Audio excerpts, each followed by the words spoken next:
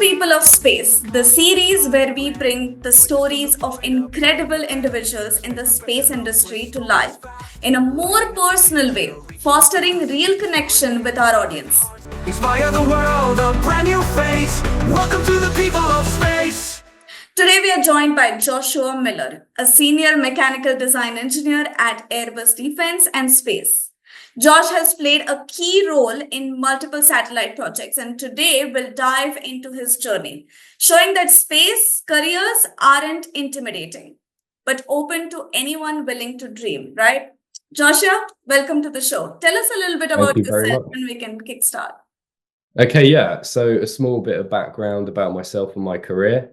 So I've worked now with Airbus Defense and Space for about 7 years. I started at the age of 16 as an apprentice straight out of school. I completed the apprenticeship program at the age of 20. And then after that, I've worked primarily within the mechanical design office. So I started out mechanical design engineer, was promoted to senior design engineer. And I'm currently starting to transition to another role over within AIT, which is known as Assembly, Integration and Test. And over there, it will be more of a manufacturing engineering role, but my background is primarily design. This is quite inspiring because, Josh, you look quite young. And I think a lot of people think that people working in space are those old people with, white lab coats and everything. And, Yeah. so I get it's, told that a lot. yeah. But I think it's going to be really inspiring for our audience to hear from you. And that's why in this series, we don't have those old people questions that generally there are in interviews. So let's kickstart with this one. Tell me, if it was a space mission, what would the mission name be? That's an interesting one. I think if I had to go for maybe a traditional one-word mission title, I would go for Endeavour, which, as I understand, was a name for a space shuttle, I think, a little while ago. But yeah, I would go for Endeavour because, everyone has challenges within their career. And I think one of the characteristics that's allowed me to succeed in my role is that determination and that ability to endeavour through, engineering challenges, problems, things like that, to try and push things forward. And I think that's a key part of being an engineer, is you need to have that kind of additional performance and push to be able to try and endeavor over obstacles, because at the end of the day, engineers are problem solvers. And that's why we love doing the job that we do. Yeah, and I think there is a key thing that you mentioned here, being a problem solver. I think it's not just restricted to being engineers. I think it's for anybody out there who's working in space. That's what I think space sort of teaches them also, to be problem solvers.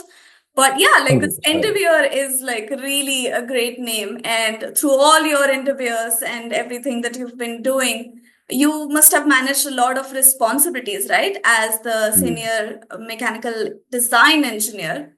Can you tell us one unusual or quirky thing about your daily work life that people might not expect from someone working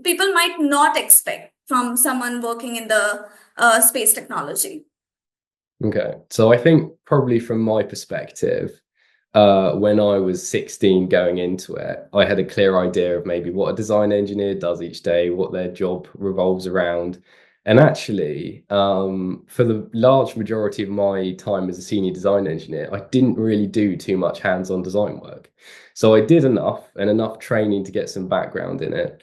But yeah, probably an unusual thing is that I haven't done direct, metal work, coax design, things like this in a few years now. Now, everyone who works in the design office does get exposed to that and does work on that. But actually, the job's a lot more varied than people might think. And a good portion of my job recently has been to do with scheduling, planning, headcount, providing training, and also being responsible for a manufacturing bill of materials and some scale drawings and things like that. So much less hands-on physical component design in what we call the DMU, the digital mock-up, and a lot more kind of these ancillary tasks. And there's I think it just shows how diverse it is within that design environment. And I've, very much enjoyed what I've been working on. Yeah, so it seems like you've worked on a lot of projects in your Mm. work career. Can you tell us, like, pick one space mission or project you worked on, and if it could be your space legacy, which project would you tell us about? Okay, so I'm glad you said space mission or project, because I think I've worked on, wow, several NEOs, several OneSats, quite a lot of different platforms of satellite. And I'm not sure there was any one point that was a milestone there, but one key project that I've been working on from, well, it started kind of exactly at the time I joined permanent in the company until present, was called DDMS. So DDMS is digital data management system. Don't quote me on that.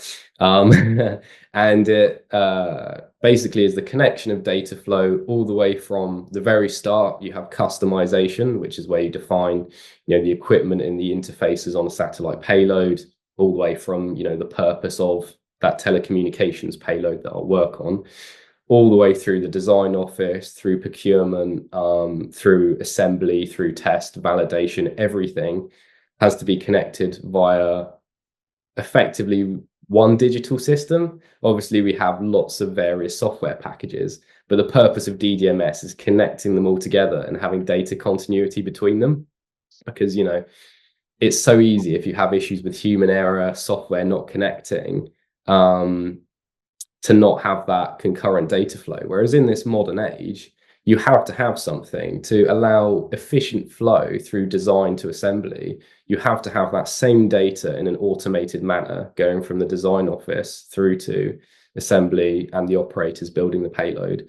And I've been heavily involved in that over the last 4 years, implementing the design office's vision of DDMS, which for that is kind of how they structure the design in the tree and the way they manage payloads, along through the manufacturing aspects, which is links a lot more to ordering and the sequence in which kits are built and this type of thing. And then in my new role, it'll be much closer to kind of the AIT side of that process. But throughout my career, as I started, maybe 3-4 years ago permanent, it's been that journey with the company on DDMS as well. So I've really liked the concurrency there with my career. It's been a big focus as part of my job over those few years. And, hopefully it'll be kind of my legacy project within the company, I think.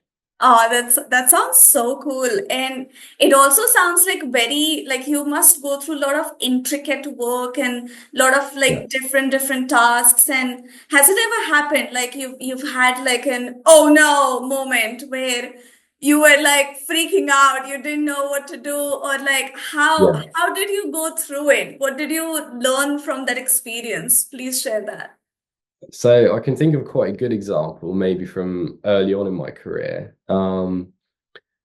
So this was when I was an apprentice, and I was working on a project within the design office. So it was a very similar kind of setup, just on a small scaled down version so that an apprentice could run it and manage it. And this was a project for a 3D printed scale satellite payload. And as part of this task, I had to obtain customer requirements and agree them between meetings. So what I had done is agreed on paper some set customer requirements and dimensions for this print. However, outside of the meeting and outside of the informal environment, I'd spoken to one of the customers one-to-one, face-to-face discussion to say, well, okay, these are the requirements, but is there something we can do to change it, to adjust it? The customer had agreed to that, and I believe this may have been pre-planned and orchestrated as like an apprentice lesson, because the customer agreed to these requirements verbally there. We then had I think it may have been the project CDR. It was one of the review stages there. We then had a presentation. I delivered the requirements. I shared, okay, well, these are the new requirements. And the customer said, oh, hang on, that's not the requirements that we shared before. And this was communicated by my second customer. They said, well, this doesn't match previously, because I'd only spoken one-on-one to one of the two customers. And I think as part of an intentional learning experience, they had said, well, okay, well, you've agreed something there, chatting to them, but have you got a paper trail? Have you got it written down? And it was a really good learning experience for me as an apprentice, because I think by that point, particularly through the education system, you don't have that level of like traceability. Everything's quite casual, it's verbal agreement. But within this field, of course, you can discuss and verbally agree things, but when it comes down to important requirements and contractual matters, you have to have it written down and have a proper paper trail. And that was definitely an oops moment in that meeting room when I realized, oh, hang on a minute, I should have got that written down and agreed. But yeah, I've learned from that in the years since. Yeah, that's great. And I think like it's really important for us to share our oops moments and like where we have learned something from it, because Mm. for a lot of people, like at least I've seen, especially the young people who are just entering into their careers, they're really scared and they're very Mm. anxious and they don't want to fail. So when Yeah, such oops moment comes, I think you should always think about, okay, what can I learn from it? What can I do better? You're not always gonna be like completely prepared for everything, right? 100%. Because Yeah, we've all been there, and that's the way you learn. Everyone's been at that stage early in their career, and made those mistakes, and everyone's still making mistakes continually now in their career. And yeah, as I say, that's the way you learn and develop as a professional. So I think, to a certain extent, it's good to kind of broadcast that, learn from it, and help others learn as well. yeah. But I think you did not make so many mistakes because you went from apprenticeship to managing a team in just few years. So Very what, smooth. yeah, so what's been like the most unexpected lesson about like the leadership in the space industry and how did it happen? I would say for me, I think an unexpected thing that I learned quite quickly was that everyone has very different management styles. So personally, I'd been exposed to a few different managers within my apprenticeship placements. I think, maybe 7 or 8, but they were only for 2 or 3 month periods. And I think, I'd not had that hands-on management experience myself.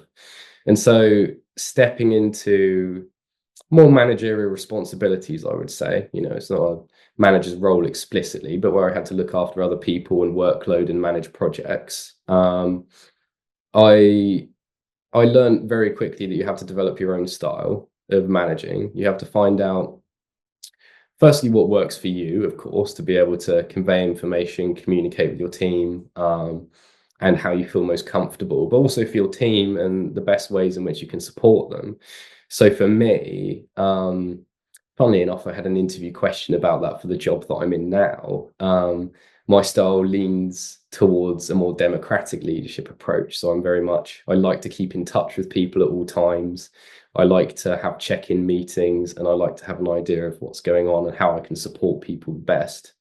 So I'm quite hands-on in terms of managerial style, but I understand, there's other styles. People can be more coaches, people can go for a more mentory style. There's a wide variety, and I think I was kind of surprised at that, because you would think, okay, well, maybe there's one vision with how Airbus wants to dictate their managers behaving or the way they run teams. But actually, there's a lot of freedom to develop the right way for you and the right way that suits your team as well, which I thoroughly enjoyed. Yeah, absolutely. And I also like go through the same thought process while managing my team at Astronera as a business. As you said, like I've also learned a lot from people around me, seeing their styles. And when I was little, I used to say that, okay, I like that person's way of doing things and I'm going to do it like that. But when I started actually working and managing the team, I realized, as exactly you put it, that it's about your style and how your team is also suited for that. So it also largely depends on people. So really good insight there. Well, I think one of our common friends told me that you play guitar. So I Mm. want to ask you a question about that. I'd like to know if you could soundtrack one space mission with your music, what kind of genre it would be? Because you remember that scene from Interstellar where somebody is listening to the sound of crickets. So Yeah. imagine like being in this space and like thinking about your guitar, what soundtrack and vibe would Mhm. come into your mind? Interesting. I think initially as a song, I mean, naturally Space Oddity has to come to mind. So for me, my dad very much is into 70s, 80s music and has educated me and brought me up on that. I mean, David Bowie, an absolute classic. And the acoustic guitar is, I think, where it's so sparse for a lot of the song, it kind of alludes maybe to that emptiness of space. But I think as you go into it, you learn the song, and his vocals are actually, yeah, there's quite a lot of depth and interest to it, despite being, a little more sparse and empty. So I think that works quite well, but maybe throw in a few orchestral elements later on as it ramps up, because you have to have something that reflects the real majesty of space and the variety and the interest. And I think orchestral music tends to do that quite well. Yeah, maybe it would be a great idea if you can send me some of the soundtracks that you would like to listen to space, and I will attach it to the description of this video so maybe people can also listen to it and try to That understand sounds why would you perfect. have picked them. Yeah? Yeah, yeah, yeah. And go through some of my eclectic taste in music. I would love to do that. That's perfect. So apart from playing guitar and music, what are Mm. your other hobbies? So for me, quite a few of my hobbies revolve around fitness. So I lift weights regularly a few times a week, which I've been doing for a few years now. It's a great passion and a good way to focus the mind away from work, I think. You can't be thinking about it all the time, so it's a good break, and it's kind of you can have a long day from work really using your brain and then just completely shut that off and do something purely physical, throwing heavy weights around, or at least moderately heavy. And I enjoy football, which I play with some colleagues from work as well on a regular basis. I enjoy badminton. Obviously, I have my musical hobbies as well. So I play acoustic guitar and bass guitar, learn a little bit of keyboard. So I do that kind of in my own time for fun. A bit of cooking ties in with the fitness from a nutritional point of view, but also where I live by myself, I've kind of been forced to achieve at least an average level in cooking in that regard. And then I suppose fashion as well, as you can tell from my suit. I do care a little bit about fashion, and I try to come to the office presentably and present myself as well as I can in my own time as well. So fashion is very much a hobby of mine. Wow, that's like variety in your hobbies. I like that. So you're like this all-rounded person who has perfect mix of work and life balance. Because Yeah, for thank me, you. like my passion and my hobby is what I've turned into my business and my work. So I would love to understand basically how your hobbies and passions have kind of contributed or influenced your work in space design. Okay, so probably, well, a big passion of mine growing up that I still do have when I have the time as well, uh, is kind of watching space documentaries. And Horizon has always been a good one. They do a lot of good telescope documentaries, things like that. Obviously, anything by, Brian Cox, Stephen Hawking, I was very much brought up on. I have a few of the Brian Cox's books. And I think that played a big way in steering the direction of my career. And even now, there's channels that I subscribe to on YouTube and things like that to really maintain that interest and keep up with current affairs in space. Um, so I think that's a very obvious one. And as I say, I think as well, the fitness hobbies do help because everyone has the odd tiring or long day at work, no matter which job you do. I think, my job is an absolute pleasure, but it's also good to have an outlet there which is different from your work where you can switch off from. And that maintains a really nice balance between something that I have at work, which is an excellent intellectual hobby. I learn an awful lot every day. And it's something that I can focus my mind on, and then I can give that a rest and recovery while I'm there, lifting weights or playing a football match or something. Yeah, so I think there is a lesson for everyone over there that you need to always do something that you enjoy, that is like something that makes you feel yourself, be it Mm. away, be it trying to be away from your work or anything, but something that just gives you joy, you know? So it's really nice to hear how your hobbies are also influencing your work. And you mentioned some like good series and documentaries that you like to watch. So I'd like to ask my next question sort of based on that. If Mhm. you had a chance to have coffee or tea, because you're British, with with somebody, some figure from space history, dead or alive, who would it be and what would you ask them? Okay, great. So you're spot on with the tea. I don't drink coffee and I love tea, so that's great. Okay, so if I had to choose a figure, I'm really glad that I'm going first in this interview series because I'm going to steal the obvious Neil Armstrong. And the reason I'm going to steal Neil Armstrong, well, is because he was a very private guy. He didn't do an awful lot of interviews. And I think it would be fascinating to talk to him one on one about his experiences, everything from his time, as a fighter pilot, all the way through the space program, the fame, how that affected his life as such a private guy as well. I can understand I would have probably had similar struggles if I was fortunate enough to be in his position, but then coming back to Earth and dealing with the fame of that must have been a real challenge. And so I think probably a question I would ask him as well is in that moment, how did it feel stepping foot on the moon, having that weight of humanity on your shoulders? Were you really thinking about that? What was going through your mind at that point?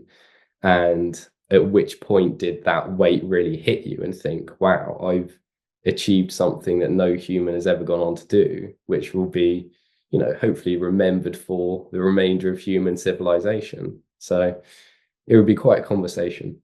Yeah, wow. It'll be beautiful to talk to him. And I think like we look at these people as our role models and look up to them and they seem so far away. Like we cannot ask this question to Neil Armstrong right now, but even if he was alive right now and we got a chance, I think all of us would feel like this hesitance, to ask him, to go talk to him, because we have Mm, we have like these different eyes to look at them. But after all, as you said, like he was a private person, he liked to keep mm, keep it to himself, and he must have a lot of things that we all can relate to. I think we all exactly. must like keep remembering that these idols in our lives are also humans, and that's Mm, what like we're trying to do with this people of space, also people like you, reaching out to the audience that we have, and these audience, the people who are watching this, to feel that, oh, he's just like me, or I like to play badminton, I like. absolutely. Yeah. We're Yeah. all human, and I can add a very short anecdote on that. Was I was lucky enough a few years ago as part of an event that Airbus was sponsoring to meet Professor Brian Cox as part of it. And he was just there nerding out with everybody else about the James Webb Space Telescope. We just, talking about that, and he had that same kind of, nerdy engineer excitement as everyone else there talking about it and learning about it. And, Yeah. these people who work within space, they're not necessarily these unattainable figures, yeah, they're like you and I, and it's something that I think any people working in such a role within this industry, particularly such as yourself, can sort of pinch yourself and think, "Wow, I've achieved an awful lot," and whilst being, yourself, your ordinary kind of normal, non-celebrity, relatable person, and it's quite incredible. Yeah. And I think it's that curiosity that drives, that we can Yeah. see in these people, at least the people that I idolize so much. They have this curiosity driven aspect and perspective to like everyone. So, Mm. I mean, we would all be also curious to go in space, right? So if you had a chance to go to space, fast forward 20 years and you're in space, let's say for like a year, what would be the non-work related things, three things that you would pack on your list and take them with you in space?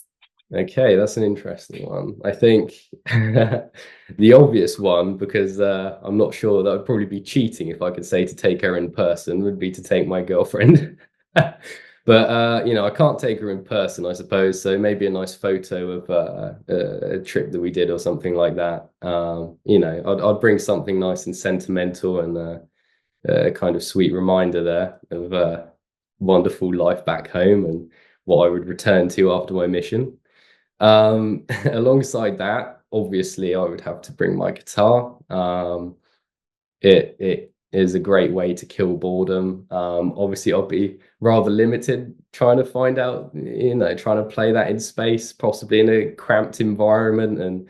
But you know, I'd love to do that. And I think it may have been Chris Hadfield who was the first to play guitar in space, and I would love to emulate that and you know, play a few more songs there, maybe even record an album in space. And one other thing I would bring would be a nice suit, because I feel myself when I'm dressed up in a nice suit, and it would be you know, even if I'm there in space, well, I don't know how long I'll be able to put it on for inside with the in the space environment, but yeah, I would like to bring a nice suit that I can at least wear under my astronaut garments at times to feel like myself. So get that, ladies. This young guy who is an inspiration would dress up in a nice suit, take his guitar with him, but I'm sure you'd be sad to know that he has a girlfriend who is one of my closest friends. Mm. So, yeah, I think, Josh, you've disappointed many of our audiences. I'm sorry to disappoint. Well, anyway, coming back to space engineering and stuff, tell me, if you were given the power to change one rule in space engineering or exploration right Mm. now, what would it be and why? Okay, so I think for me, a particularly pressing one um, would be restrictions that we have regarding the quantity of satellites and tracking space debris in orbit. Because, as I understand, it's not always historically been the responsibility of those that send things up to be able to ensure that they're properly tracked. And there's lots of, you know, partial satellites, things that have broken up, old satellites that have died that are in orbit, which are now being tracked by private companies, which is fantastic. I mean, the work that some companies I've seen there, even while I was at Goodwood earlier this year, they were exhibiting, some of these companies are exhibiting some of the great work that they're doing to track, and even some of them work towards capturing space debris.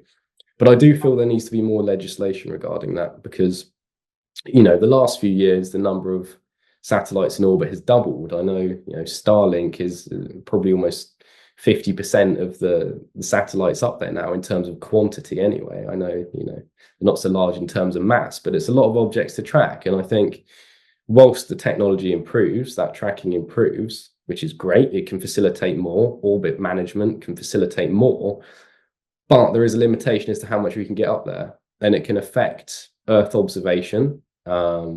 You know, telescopes down on the ground can be impacted by that. And it can be a danger, you know, too many satellites up there, collisions, debris, it can be a real problem for us. So I think we do need to be mindful of that and mindful of the limitations that we put as to how much we actually send in orbit. Yeah, absolutely. Being mindful is really important. And I'm really happy that you put forth this point. And of course, there are a lot of issues that we face in all this, and there are a lot of problems, but I'm sure that the future of space excites you. So, what is it? What are you looking forward to? What is the space technology is going to bring us? Any innovation or development that you're particularly hopeful for? Interesting one. I think if I had to go for a specific development, it would be further improvements to telescope technology, you know, RF, optical, etc. telescopes. I think our observational powers have improved incredibly over the last few decades. Obviously, as I've previously mentioned, James Webb being launched, and some of the data, particularly of the early universe, that has been captured has been absolutely outstanding. Some of the photographs already that have come back from, say, James Webb, amazing. The work done with Hubble has been incredible. And from my perspective, the way that that not only inspires people to get involved in space, through this fantastic imagery and this fantastic understanding that we've improved, but also just to understand our place in the universe and to understand more about our history as well. These telescopes can trace further and further back between these more and more red-shifted galaxies. We can kind of trace the evolution of the universe back to the Big Bang, and who knows, maybe one day even beyond. And it's phenomenal how far back we're now able to go, even to a few 100 million years of the Big Bang now. And this was with Hubble, and we can go further and further now with this new generation of telescopes. And I'm really excited to see where that's going to lead us. I think there's going to be an awful lot we will learn about the universe that's unexpected, and hopefully quantum gravity, maybe we'll get there too. Yeah, so with all these exciting things coming up, can you tell me in just a line or two, like give us a message for the next generation of engineers? A message for the next generation of engineers, I would say, I could go for the very obvious reach for the stars, because from that perspective, I think we need to maintain that ambition, that spirit to innovate, and to set these lofty goals. Back in the 60s, I'm sure John F. Kennedy was not completely confident that by the end of the decade they would be putting a man on the moon. And at the time ahead of the Soviets as well. I mean, for these incredible achievements, we have to set incredible goals. And a similar phrase, you can say, well, if you aim for the moon and you miss that, you may well reach the stars. And I think in that scenario, we have to set these strong goals for the future. We have to have an excited and ambitious generation coming up. And I think, some of the ongoing and upcoming NASA missions, and wow, I mean, I saw Juno launch when I was a child, and watching this kind of thing is just absolutely inspirational. And I think we need to capture that inspiration, maintain that momentum amongst those starting their careers, and just cling on to that passion for space, because it can achieve wonderful things. I'm sure hearing from people like you is going to inspire a lot of these people, and they're gonna, aim for the moon and land somewhere among the stars. That's really good things that you've said there. Now let's, go towards the end of this session a little bit. I've got a little bit of rapid fire session for you. You ready? Okay, yeah, let's go. Don't think much. Just say the first word that comes to your mind. Okay. Okay. What's your most favorite Indian food? Most favorite Indian food? Dal. I like a good dal. So many dals we have. I think you need to come over here with your girlfriend to explore a little bit. But I'm glad you did not just say butter chicken. Okay, great. Favorite space movie? Apollo 13. Morning person or night owl? Morning, always. If you could go to Mars but never come back, would you go? Probably not, no. What if you went with your girlfriend but never came back? Yeah, I think I'd be tempted. Go on then. Sign me up. Okay, describe space in one word. Infinite. What's more thrilling, landing a perfect design or playing a perfect guitar riff? Perfect guitar riff, because you can never get a perfect design. Okay, that's great. So thank you so much for joining us today, Joshua. Before we go, maybe you can tell people where they can find you if they want to reach out to you. Can you share your social media or any information that you want to share, contact details? Sure, yeah. Of course, you can feel free to attach my LinkedIn, something like that, in the comments. I think professionally, that's probably the best way to get hold of me.